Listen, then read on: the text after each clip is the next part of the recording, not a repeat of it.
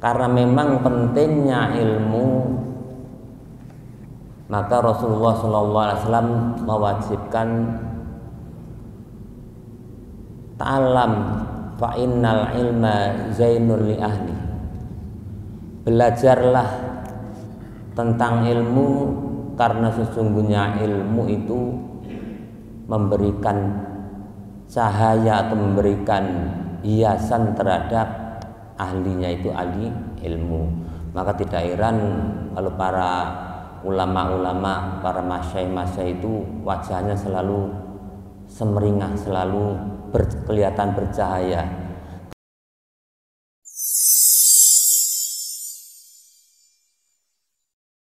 Alhamdulillahilladzi hadana lihada wa ma kunna linahtadiya laula an hadana Allah. Wassalatu wassalamu ala Rasulillah Sayyidina Muhammad ibn Abdillah wa ala alihi wa ashabi wa mawala wala hawla wala quwata illa billah, amma ba'du. Pagi hari ini malah kita lanjutkan, yaitu tentang babul ilmi.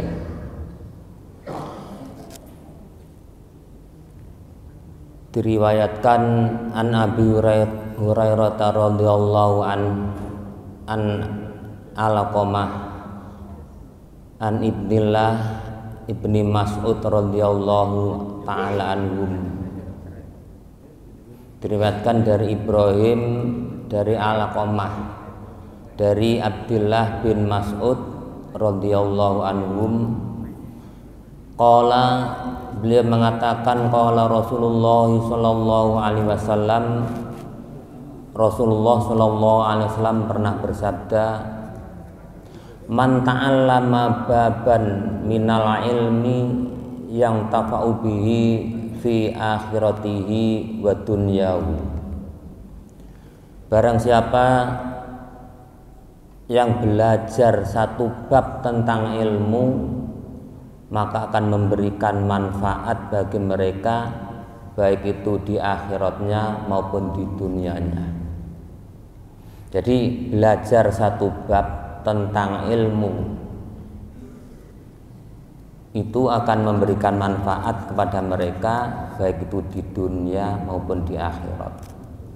Satu bab apa? Misal satu bab sholat atau bab toharoh contohnya, yang kecil saja, ini akan memberikan manfaat kepada mereka, baik itu di dunia maupun di akhirat. Karena memang pentingnya ilmu, maka Rasulullah SAW mewajibkan ta'alam fa innal ilma zainul li ahli. Belajarlah tentang ilmu, karena sesungguhnya ilmu itu memberikan cahaya atau memberikan hiasan terhadap ahlinya, itu ahli ilmu.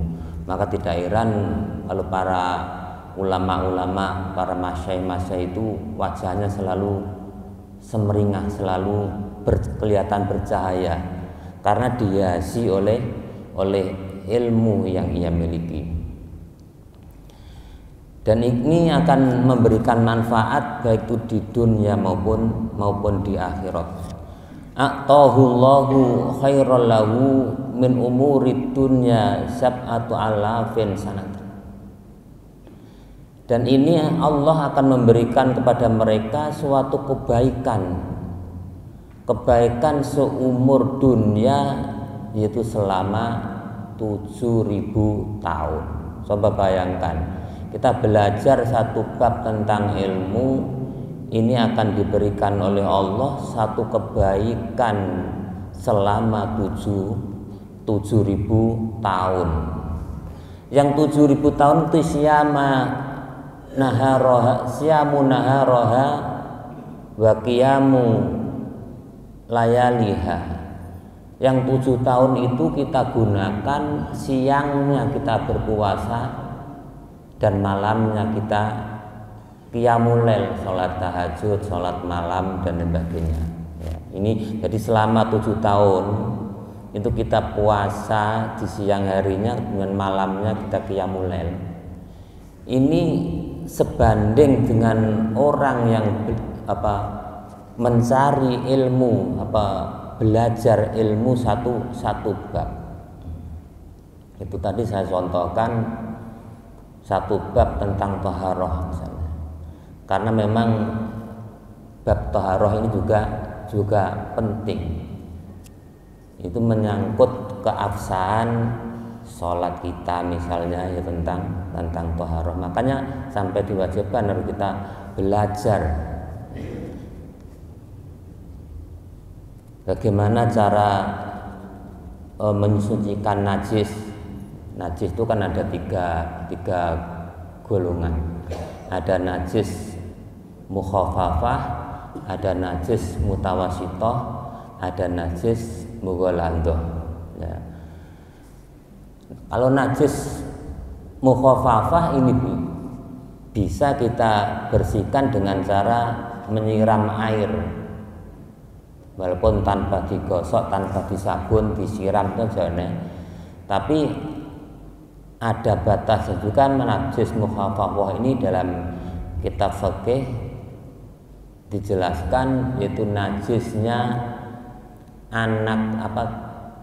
kencingnya anak kecil yang belum umur 2 tahun, yaitu belum umur 2 tahun, yang tidak makan kecuali hanya minum susunya ibu. Tapi anak sekarang jarang ya, 2 tahun sekarang udah makan udah sembarang, apalagi sudah ada makan makanan yang instan itu udah ini. Kalau zaman dulu memang hanya susu ibunya saja ya.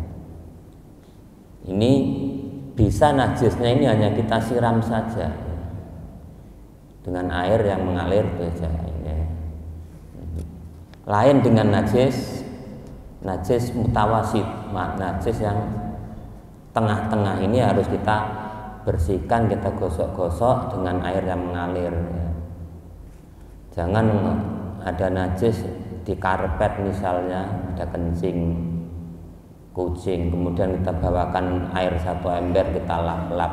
Ini kelihatannya suci, tapi secara ainiyah, tapi secara hukmiyah ini belum suci, masih najis. Kelihatannya bersih, tapi ini masih najis secara hukmiyah.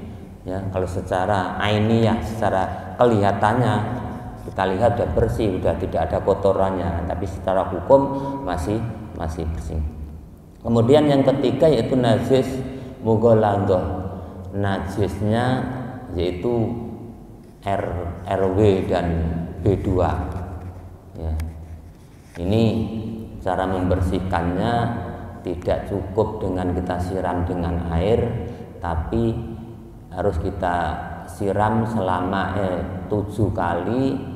Salah satunya kita campur dengan debu. Ini secara hukum ya, campur dengan debu kita campur dengan air, kemudian salah satunya kita cukurkan. Ini baru bisa menghilangkan najis itu tersebut.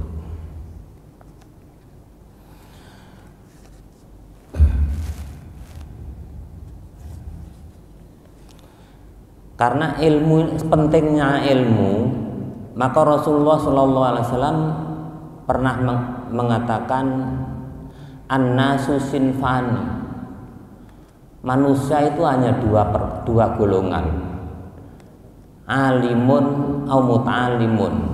Yang pertama yaitu orang yang alim, yang kedua au muta'alimun, yaitu orang yang mau belajar. Jadi kalau tidak alim ya belajar ini manusia. Kalau tidak alim, tidak tahu, kemudian tidak mau belajar, ini menurut hadis Rasulullah ini tidak disebut sebagai manusia, karena manusia cuma dua golongan, yaitu alim, orang ngerti, muta'alimun, atau tidak mengerti tapi mau belajar.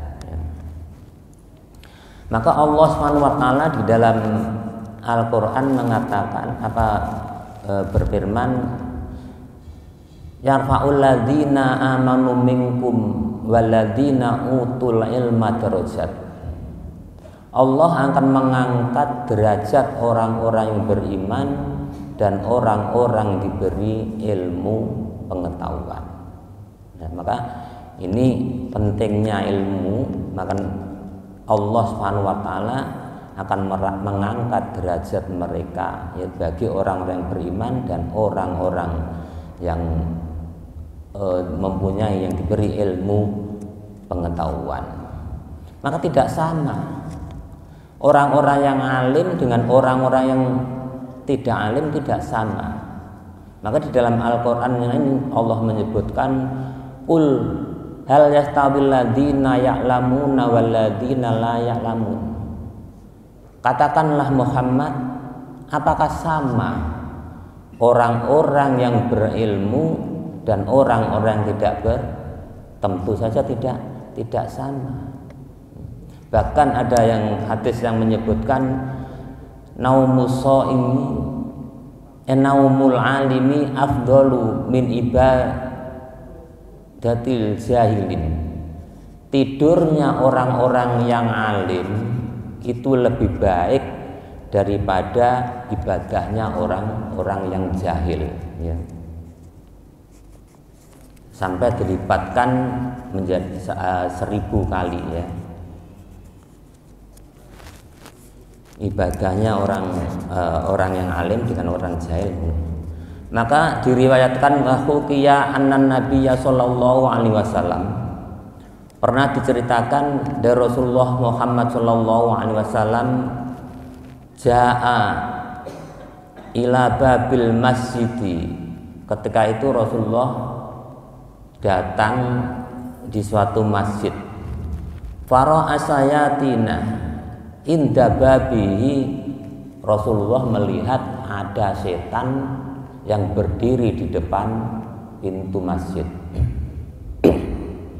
Makanya walaupun di tempat ibadah itu setan juga tidak takut ya. Tidak hanya di tempat-tempat kemaksiatan saja setan bersarang, di masjid itu banyak. Maka orang tua dulu kalau mengatakan jangan duduk di pojokan, banyak jinnya ya. Makanya orang itu kalau ngaji atau sholat atau apapun kok duduknya di pojokan pasti kebanyakan pada mengantuk ya. Ini karena banyak jin gitu. Ini tidak hanya sekarang, zaman Rasulullah pun begitu. Rasulullah melihat ada setan yang berdiri di depan masjid. Lalu qala Rasulullah sallallahu alaihi wasallam, Rasulullah mengatakan, ya iblis, ma tasna'uhuna. Engkau berbuat apa di situ? Lagi apa kamu berdiri di situ? Qala sayatin, qala syaiton. Dan setan itu mengatakan, uritu an adkhulal masjidah wa ufsida sholata hadzal musolli. Saya akan masuk masjid dan mau merusak orang yang lagi sholat. Walakin akhafu min hadzal rajulin naim. Tapi saya takut di dalam itu ada orang yang tidur. Loh, ini anehnya. Mau masuk masjid bukannya takut kepada orang yang sholat, tapi takut pada orang yang tidur. Ada orang tidur dalam, saya mau masuk tapi takut pada orang yang tidur. Padahal dia bermaksud mau merusak sholatnya orang yang disolat. Bagaimana cara merusaknya? Setan cara merusaknya dibisiki dari belakang, dibisiki dari samping. Ya. Itu kamu tadi jemur pakaian belum ini, akhirnya ingat sholatnya tidak khusyuk. Itulah cara setan menggoda itu. Walakin akhafu min hadzal rajul naim, tapi saya takut ada orang yang tidur itu. Qala Rasulullah sallallahu alaihi wasallam, Rasulullah bersabda, ya iblis, lima lam takhaf minal musolli wa huwa fil ibadati wal munajati ma'a rabbih. Kenapa engkau tidak takut dengan orang yang sholat, yang mereka sedang ibadah dan munajat kepada Allah, kepada Tuhannya. wa takhafu minan naim, tapi kamu malah takut kepada orang yang tidur. Wa huwa fil ghaflati, mereka itu sedang lalai. Lalu jawab setan, qala syaiton al musolli jahilun wa ifsaduhu ashan. Karena orang yang sholat itu bodoh, orang yang bodoh, orang tidak tahu ilmunya, maka untuk merusak sholat mereka mudah, kata setan. Untuk merusak sholatnya orang yang sholat itu, yang bodoh itu mudah, maka dia tidak takut. Walakinnan naimu alim, tetapi orang yang lagi tidur itu orang yang alim. Idza aghwaitul musolli fa afsadtu sholatahu akhafu min yaqdatihi wa islahihi ajalan. Kalau saya masuk kemudian merusak sholatnya orang yang lagi sedang sholat itu, orang alim itu akan terbangun dan memperbarui sholatnya orang yang bodoh. Jadi takutnya nanti kalau dia masuk mau merusak sholatnya orang yang lagi sholat tadi, takut orang alim itu bangun kemudian membetulkan sholatnya orang yang bodoh tadi. Takutnya seperti itu, makanya sampai setan itu merasa takut masuk ke dalam masjid karena ada orang alim yang sedang tidur. Karena merusak sebenarnya gampang ya. Orang yang tidak punya ilmu itu mau dirusak sholatnya gampang ya, tidak mudah, tidak susah. Ini akan tetapi ada orang yang lagi tidur, orang alim yang tidur, jadi mereka takut kalau tak tidur nanti dibenarkan, sholatmu itu salah, kurang tidak benar ya. Sholat itu harus, kalau sholatnya orang yang tidak tahu ilmunya kan sembarang aja, rukuk tidak tumakninah, sujud tidak tumakninah. Kalau orang dulu mengatakan kayak ansul bumi ya. Ini karena syarat hukumnya sholat itu ada tumakninah dan lain sebagainya. Nah ini mau dirusak pada mereka, bagaimana supaya mereka malah terburu-buru dan rusak sholatnya, tapi mereka takut dengan adanya orang alim yang sedang tidur. Maka faqala alaihi salatu wassalam, Rasulullah sallallahu alaihi wasallam bersabda, naumul alim khairun min ibadatil zahid. Jadi tidurnya orang alim itu lebih baik daripada ibadahnya orang yang bodoh ya. Jadi tidurnya orang alim itu lebih baik ya. Ini tidur daripada ibadahnya orang yang bodoh, rajin ibadah tapi bodoh, tidak tahu ilmunya ibadah. Ya, inilah pentingnya ilmu pengetahuan, sehingga sampai Rasulullah mewajibkan utlubul ilma walau bisin, carilah ilmu walaupun ada di negara Cina misalnya. Ini sampai digambarkan seperti itu karena saking pentingnya mencari ilmu pengetahuan ya.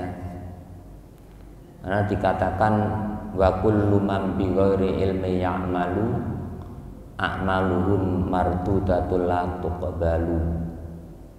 Setiap orang yang beramal tanpa didasari dengan ilmu pengetahuan, maka a'maluhum, seluruh amalnya mardudatun, itu ditolak, la tuqbalu, alias tidak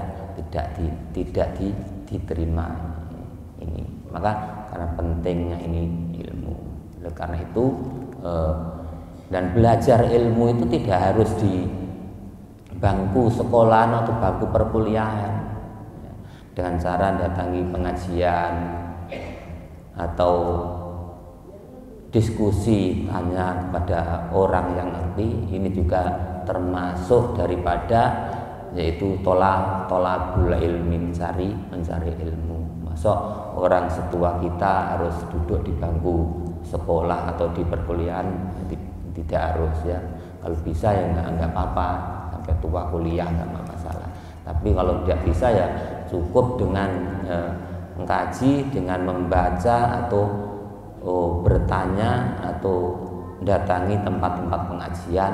Ini sudah termasuk bagian daripada tolabul ilmi. Dan ini ya seperti saya katakan dari awal, barang siapa yang mencari jalan untuk menuntut ilmu apa saja, maka sahalallahu lahu thoriqan ilal jannah, maka Allah akan memudahkan mereka untuk menuju ke jalan surganya Allah Subhanahu wa taala.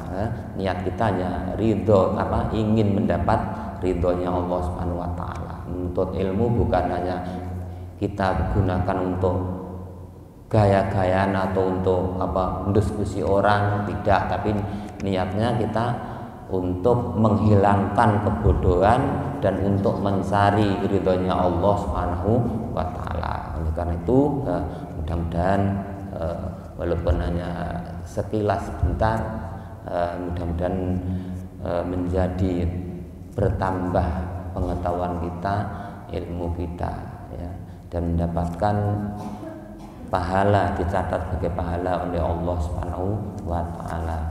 Man hadar majlisan ilmi fi Ramadan kataballahu lahu ibadatu sanatin. Barang siapa yang hadir di majelis taklim, majelis pengajian di bulan suci Ramadan, maka Allah akan catat sebagai amal ibadah dalam satu tahun. Nah, mudah-mudahan walaupun sedikit bisa bermanfaat bagi kita semua, menjadi bertambah ilmu kita untuk pengetahuan kita, dan bisa memperbaiki seluruh amal ibadah kita kepada Allah Subhanahu wa taala. Amin ya rabbal alamin. Cukup sekian, wabillahi taufik wal hidayah. Wassalamualaikum warahmatullahi wabarakatuh.